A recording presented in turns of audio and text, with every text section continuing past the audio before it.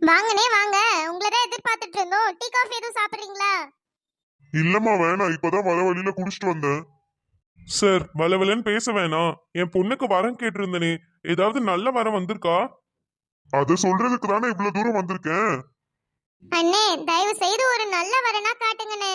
எந்த பையனை காட்டினாலும் வேணாம் வேணாம்னு சொல்லிக்கிட்டே இருக்கா. அட்லீஸ்ட் இந்த பையனை வச்சு அமையறானான்னு பாப்போம். நீங்க கவலையே படாதீங்க, இந்த பையன் கண்டிப்பா ரேணுக்கு அமையுவான். இந்த பையனுக்கு 100% கேரண்டி நான் தரேன்.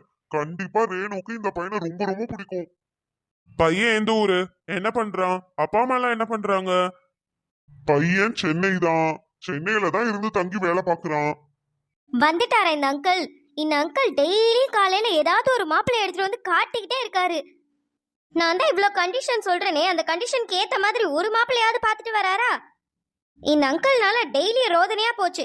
எவனாவது ஒருத்தன் வீட்டுக்கு வந்துகிட்டே இருக்கான், அவன் முன்னாடி சேலையை கட்டிட்டு போய் நின்னுக்கிட்டே இருக்க வேண்டியதா இருக்கு. ஒரே வெறுப்பா வருது. சரி பாப்போம் இந்த பையனை பத்தி அப்படி என்னதான் சொல்றாருன்னு. அப்பா அம்மாலாம் எங்கன வேலை பாக்குறாங்க? பையனுக்கு அப்பா அம்மாலாம் யாரும் இல்ல. ஒரு 3 வருஷத்துக்கு முன்னாடி ஒரு பெரிய ஆக்சிடென்ட்ல அப்பா அம்மா 2 பேருமே இறந்து போயிட்டாங்க. Wow, interesting. அப்பா அம்மா யாரும் இல்லையா? அப்ப நல்ல வேலை, எனக்கு தொல்லை மிச்சம். நான் போட்ட பெரிய கண்டிஷன்ல ஃபர்ஸ்ட் பெரிய கண்டிஷனே இதுதான். அப்பா அம்மா தொல்லை இருக்கக்கூடாது, அப்படியே அதுங்க தொல்லை இருந்தாலும் தனி கொடுத்துன்னு போகணும் அப்படின்னு சொல்லி. இப்போ என்னோட ஃபர்ஸ்ட் கண்டிஷனுக்கு இந்த பையன் சாட்டிஸ்ஃபைட் ஆயிட்டான்.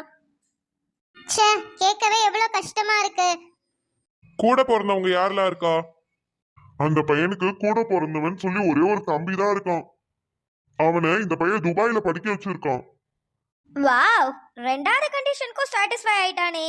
இந்த அக்கா அண்ணன் தம்பி தங்கச்சி இந்த தொலைங்கெல்லாம் இருக்கவே கூடாதுன்னு நினைச்சேன். பரவாயில்ல, ஒரு தம்பி தானே, அவனும் துபாயில தானே இருக்கான். ஸோ அதனால இந்த கண்டிஷனுக்கும் அந்த பையன் சாட்டிஸ்ஃபைட் ஆயிட்டான்.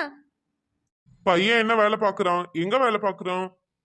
பையன் சென்னையில ஒரு பெரிய ஐடி கம்பெனில சாஃப்ட்வேர் டெவலப்பரா இருக்கான்.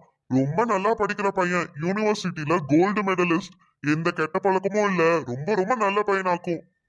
மாசத்துக்கு அப்படி இப்படின்னு ஒரு 1 லட்சம் வரைக்கும் சம்பாதிப்பான். ஓ, 1 லட்சம் சம்பாதிக்கிறானே.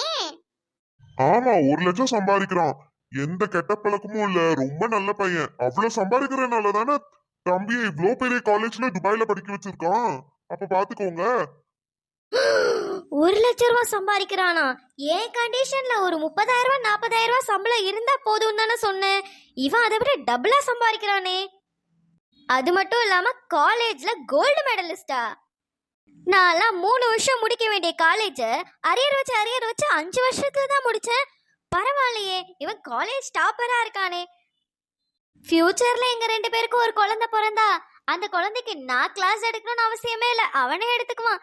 ஸோ இந்த கண்டிஷனுக்கு அவன் சாட்டிஸ்ஃபை ஆயிட்டான். நீங்க சொல்றதெல்லாம் வச்சு பார்க்கும்போது இந்த பையன் எங்க பொண்ணுக்கு கண்டிப்பா பிடிப்பான்னு நினைக்கிறேன். இந்த பையனை நாங்க என்னைக்கு வந்து பார்க்கலாம்? நீங்க இந்த பையனை பத்தி ரேணு கிட்ட பேசுங்க. ரேணுக்கும் பிடிச்சிருந்தா அதுக்கப்புறம் நம்ம என்ன நடக்குதோ அதை பாத்துக்கலாம். என்னதான் இருந்தாலும் கல்யாணம் பண்ணிக்க போறது ரேணு தானே, நம்ம ஒன்னும் சொல்ல முடியாதுல்ல. அவங்க 2 பேருக்கும் பிடிச்சாதான் கல்யாணம் பண்ணி வைக்க முடியும். நீங்க சொல்றதும் கரெக்ட் தான். ஒரு டைம் நம்ம ரேணு கிட்ட பேசி பாப்போம். நீங்க எல்லாரும் இவ்வளவு நேரம் பேசினதை நான் கேட்டுட்டு தான் இருந்தேன். என்னம்மா, பையனை பத்தி இவ்வளவு சொல்றாங்க, உனக்கு ஓகே தானே? அவ எப்படி இதுக்குலாம் நோ சொல்வா? உன்னோட கண்டிஷன் எல்லாத்துக்கும் அந்த பையன் சாட்டிஸ்ஃபை ஆகுறான்டி.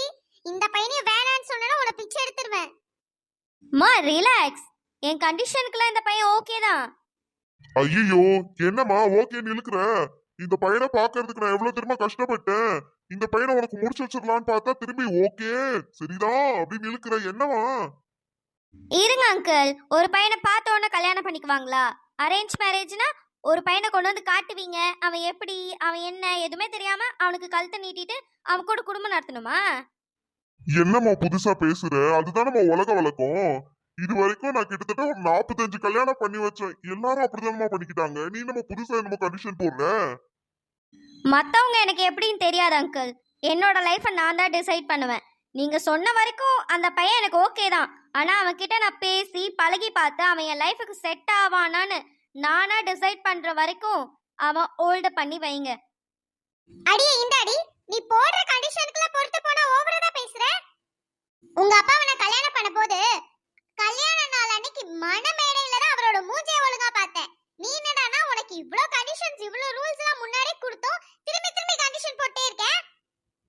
அம்மா லிசன், இது நீ வாழ்ந்த ஜென்ரேஷன் இல்ல, இது வேற ஜென்ரேஷன். இந்த ஜென்ரேஷன்ல என்னென்ன நடக்குதுன்னு உனக்கு தெரியுதோ இல்லையோ, எனக்கு தெரியுது. ஒரு பொண்ணு அரேஞ்ச் மேரேஜ் பண்ணாலும் சரி, லவ் மேரேஜ் பண்ணாலும் சரி, அந்த பொண்ணோட வாழ்க்கை நல்லா இருக்கும் அப்படின்றதுக்கு கேரண்டி இங்க இல்லவே இல்லை. இதெல்லாம் ஏன் நடக்குது தெரியுமா? அவனை பத்தி ஒழுங்கா தெரிஞ்சுக்காதனால தான். அந்த ரிஸ்க் என்னால எடுக்க முடியாது. நான் அவ்வளோ தைரியமான பொண்ணும் கிடையாது.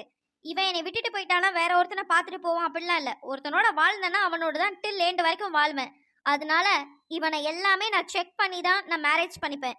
இது ஏன் லைஃப், நீ இன்டர்ஃபியர் ஆகாத, ஓகே? பாருங்க எப்படி பேசுறான்னு பாருங்க. சின்ன வயசுல செல்லம் செல்லம் கொடுத்து கொடுத்து வளர்த்தீங்களே, அதான் இவ்ளோ பேச்சு பேசுறா. என் பொண்ணு சொல்றதுல என்ன தப்பு இருக்கு? இந்த ஜெனரேஷன் பசங்களெல்லாம் கண்மூடித்தனமா நம்ப கூடாது. அவ சொல்றதுதான் கரெக்ட். நான் எப்பவுமே என் பொண்ணு பக்கம் தான் நிப்பேன். ஆமா, இதே மாதிரி அவளுக்கு சப்போர்ட் பண்ணி தான் இப்படி நாசமா போயிட்டு இருக்கு. அவ காட்டுறவனெல்லாம் வேணாம் வேணான்றா. என்னவோ பண்ணுங்க. ரேணுமா, நீ சொல்றதா கரெக்ட். அந்த பையன்ட்ட நீ பேசி பாரு, பழகி பாரு. அவனை பிடிச்சிருந்தா அவன் உனக்கு ஓகே, என் லைஃபுக்கு செட் ஆவான்னு உனக்கு எப்ப தோணுதோ அப்ப நம்ம இத பத்தி பேசிக்கலாம். ஓகேயா? சரிங்கப்பா. அப்புறம் அங்கிள், உங்ககிட்ட என்னோட நம்பர் இருக்குல்ல? வச்சிருக்க ரேணு. அந்த பையனை சொன்னீங்களே, அவனோட நம்பர் எனக்கு வாட்ஸ்அப் பண்ணுங்க. ஓகே ரேணு, பண்றேன். தயவு செய்து இந்த பையனையாவது பிடிச்சிருக்குன்னு சொல்லுமா. உனக்கு மாப்பிள்ளை தேடி என் கால் எல்லாம் வீங்கி வீங்கி போயிடுச்சு. என்ன அங்கிள், இதுக்கெல்லாம் கால் வீங்கி போயிடுச்சு, கால் வலிக்குதுன்னு சொல்லிட்டு இருக்கீங்க? இதுவே உங்க பொண்ணா இருந்தா 100 மாப்பிள்ளைய போய் தேடி பார்த்து அலைவீங்கல்ல? காசு வாங்குறீங்களா மாப்பிள்ளை பார்த்து கொடுக்கறதுக்கு? தேடி அலைங்க, ஒன்றும் பிரச்சனை இல்லை. அது சரி. நான் ஏன் தான் இந்த ஜெனரேஷனுக்கு புரோக்கர் ஆனேன்னு தெரியல. ஒரு பொண்ணும் ஒரு பையனும் கண்டிஷனுக்கு மேல கண்டிஷன் போட்டு என்னோட வாழ்க்கையே நாசமாக்கிடுவாங்க போல. ஒரு மாசத்துல ஒரு கல்யாணம் கூட பண்ணி வைக்க முடியல. ஐயோ, என் பொழப்பு எங்க போய் முடிய போதோ எனக்கே தெரியல. சரி, பையனை பத்தி இவ்ளோ டீடைல் சொன்னீங்களே, பையனோட பேர் என்ன, அத சொன்னீங்களா? ஐயோ, எல்லா கண்டிஷனுக்கும் ஓகே சொல்லிட்டாலே. இப்ப பையனோட பேர் எதுவும் நான் சொன்னேன்னா, ஐய இந்த பேர் எனக்கு செட் ஆகாதுன்னு சொன்னாலும் சொல்லுவாளே. இவளுக்கு ஒரு மாப்பிள்ளைய பார்த்து கடைசியில என் பொழப்புதான் சிரிப்பா சிரிக்குது. கேட்டுக்கிட்டே இருக்கேன், அமைதியா இருந்தா எப்படி? அவன் பேர் என்ன? சுரேஷ்மா, வயசு 27 ஆகுது. சுரேஷா? ரேணு சுரேஷ், நல்லாவா இருக்கு? வயசு வேற 27. எனக்கு 21 வயசு தானே ஆகுது. 6 வயசு டிஃபரன்ஸ்ல கல்யாணம் பண்ணிக்கிறது. சரி பரவாயில்ல, இருந்துட்டு போறான். அதான் 1 லட்ச ரூபா சம்பளம் வாங்குறான்ல. ஸோ பார்த்துக்கலாம், பேசி பார்ப்போம் செட் ஆகுதா என்னன்னு.